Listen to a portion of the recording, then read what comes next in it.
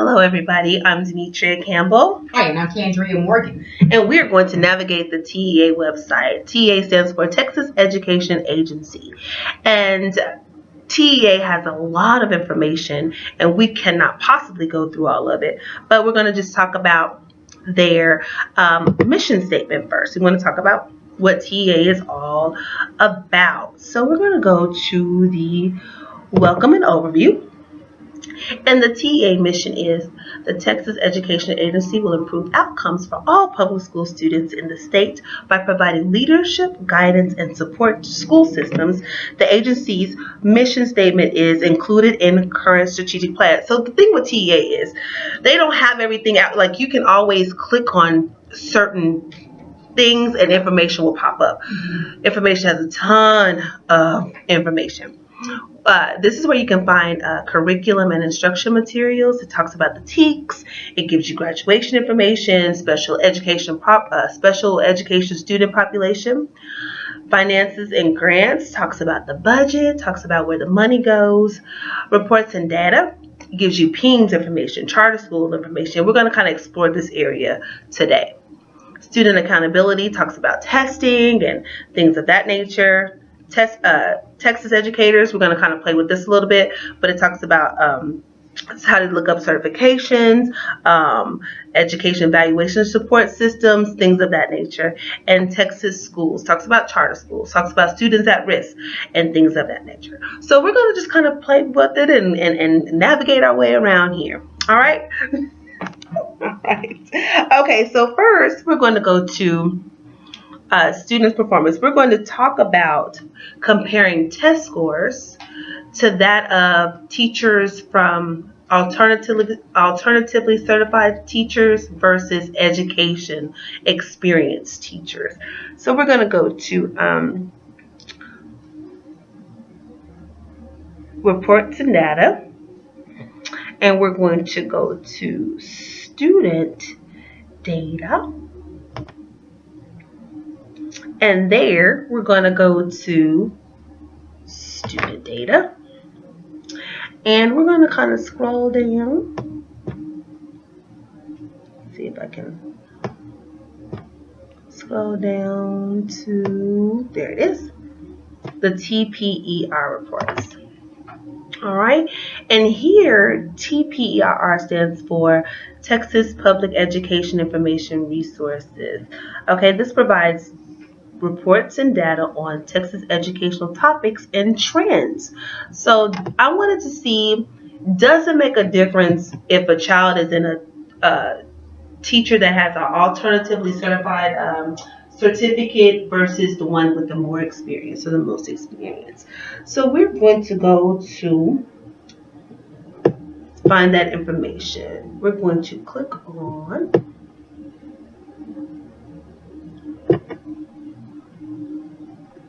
we're going to click on PK through 12, and we're going to go to STAR EOC results. Here it is. Student assessment test results for Texas public school students by teacher preparation program. We're going to click on state. And here it is. It shows up. Now, let's look at some of it. It gives you the language that it was in, English and Spanish. It gives you the test subject. It gives you if standards were met. It gives you the number of students that have taken it, whether it was a standard program, alternative program, so on and so forth. Percentage of students that passed it. And so let's look at some data here. Let's see. So according to math, okay, the number of students that taken it, 185,506 students met standard. All right, 88% passed. 88.5% passed. So I want to keep that in mind. But this is third grade, 2010, 2011, and then if you scroll down, it gives you charts and graphs. I'm going too fast. It gives you charts and graphs of all of from different grade levels. It goes all the way to 12th grade. Okay. little bit of this thing here, but that's okay. So we're going to go back, and we're going to go to student assessment test results for Texas Public School students by teachers with years of experience. I'm going to go to state. Let me scroll up a little bit. All right, and so third grade. So here it is. Wow. So again, we have the language. It was the N, if they met standard, the subject, the number of students, and so on and so forth. But look up here. Years of experience. It kind of breaks it down by years. Okay. Let's go with, I want to see one that's real experience. 20 years and plus. Okay, 42,000 of those students taken the test, and 88.8% have passed. So there really isn't a big difference, I guess, as long as you're all teaching the TEKS. Okay. Another thing I wanted to show you real quick was how to look up teacher information. All right. If you have a child that is in school and you want to check out the teacher's credentials, you can find that on the TEA website. What you would do is go to Teacher Texas Educators, and you would go to certificate lookup. See, and there are different ways to get to certain things. With TEA, there are a number of ways to get to it, but I like using the drop down box because it's just easier and more convenient. So you would go to certificate lookup and go to certificate lookup, click on it, and you would type in your teacher's last name. Okay, and I'll be vulnerable and do this. And then you would type in your teacher's first name if you know it, and then you would push search. And if you notice that I am a classroom teacher and I've just renewed my certification, and I'm also principal certified. So if you wanted to know your child, students, teachers' credentials, TEA is popular, or you can find it through the TEA website. Now Kendria is going to take us a little further with her part of the TEA website. Hello everyone. Okay, I decided to take a look at the enrollment trends and also the student data with the disadvantaged students. I'm sorry, the economically disadvantaged students. So we're going to start here with reports and data. And then we're going to scroll down.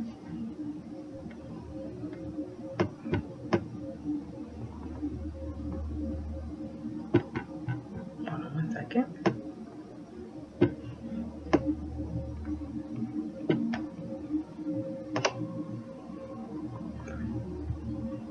Okay, so once we get to reports and data, we go to student data and we click on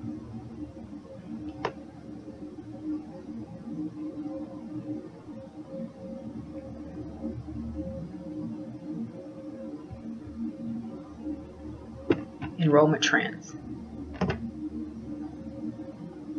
Okay, now that we're here, enrollment trends, basically the Accountability Research Unit in the Division of Research and Analysis publishes an annual report presenting enrollment trends in the Texas public school system, as well as special reports on related topics. So we're going to kind of explore enrollment trends for different years. So what I would like to do, I think I lost my page. Okay, yeah. I will go straight here to the PEIMS standard reports. And of course, I'm going to scroll down.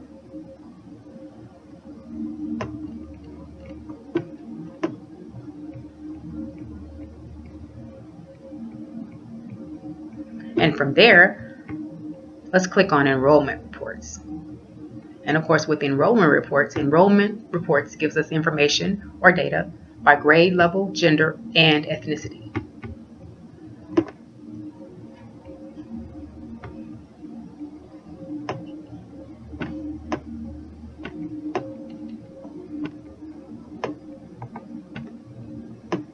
I'm just going to scroll down a little bit more so that we can see it a little better. Okay, so let's start. What we're trying to look at is the enrollment counts for a specified year, grade, sex, or ethnicity. So I want to plug in the enrollment count for the year 2012-2013. And of course, they give us choices. They give us statewide region totals, statewide county totals, statewide district totals, statewide campus totals, selected region totals, selected county totals, and so forth. And you can see as we go on down just different selections that we can choose from. But I want to stick with the statewide totals. And I'm going to continue to scroll down.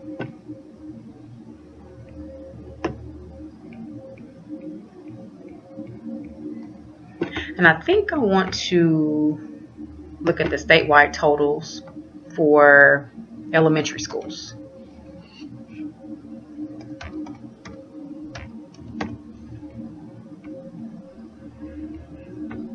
Now I have to choose between a grade, an ethnicity, or a gender.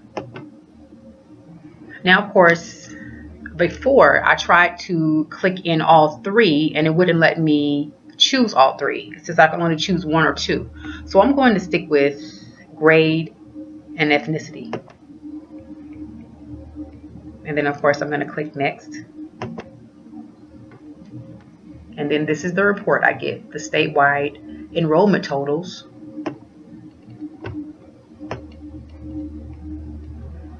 And of course we have the grade level, which is early education. And then we have the ethnicity, the student count, and then of course you see all of the different ethnicities: early education, American Indian or Alaska Native, early education white, and then of course they give us the student counts. And then we're going to keep moving on, and they, of course, as you can see, they give us all of the grades: kindergarten, grade 1, grade 2, 3, 4, and so forth. They give them all the way up to 12th grade. But these are the statewide enrollment totals for the year 2012-2013. Now, if we wanted to get specific, let's go back.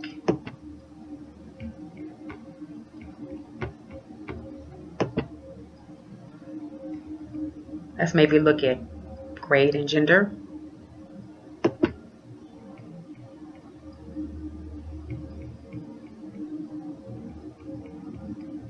And I'm not sure if it's going to allow this, but we're going to try it anyway.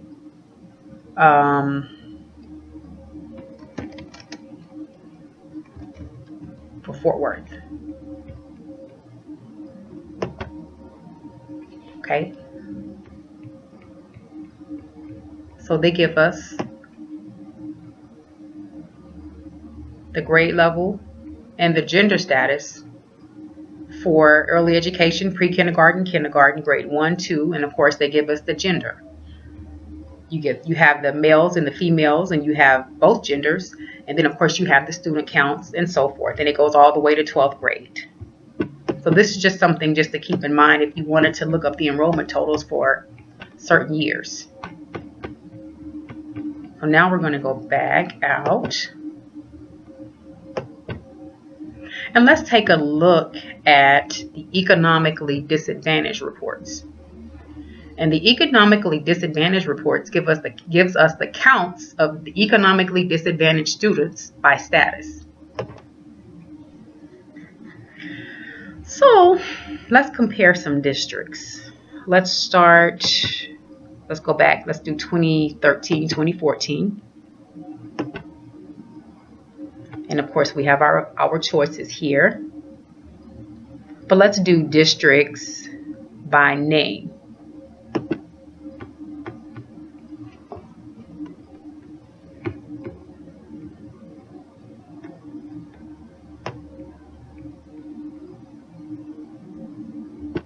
So when I get here in this box, I'm going to type in Fort Worth.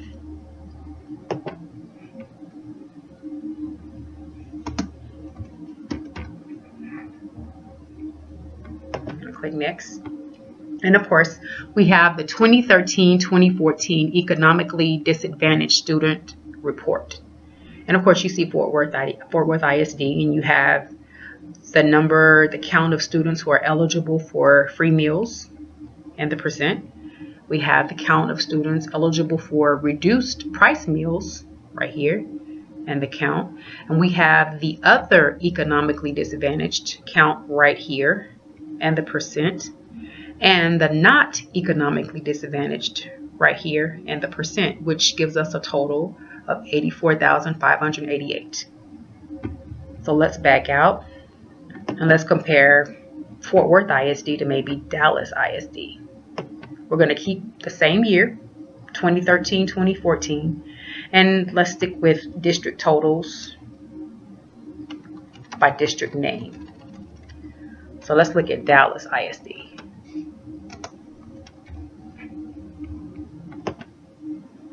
Okay, and you see there is a big difference. Here is Dallas ISD, and of course this is the count for the students who are eligible for free meals and the percent. Here's the count for the students eligible for reduced price meals right here and the count. And then we have the students who qualify as the other economically disadvantaged students, the count and the percent, and of course the not economically disadvantaged students, the count and the percent. And this is the total, 159,713. So this is just something to look at if you want to go back and kind of play with it. Maybe look at the statewide totals.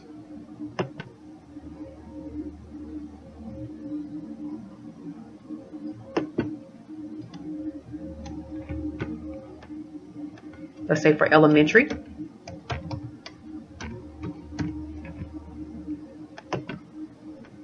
Here's our report.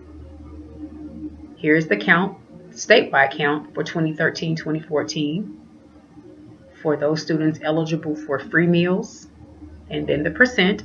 And then we have the statewide count for the students eligible for reduced price meals, the count and the percent, and then the other economically disadvantaged count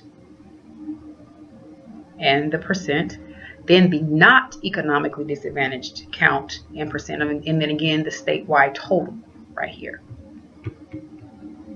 So there's a lot to do on the TEA website. It's quite a bit. You just kind of have to play with it and just kind of really search to see what you want. We're going to back out.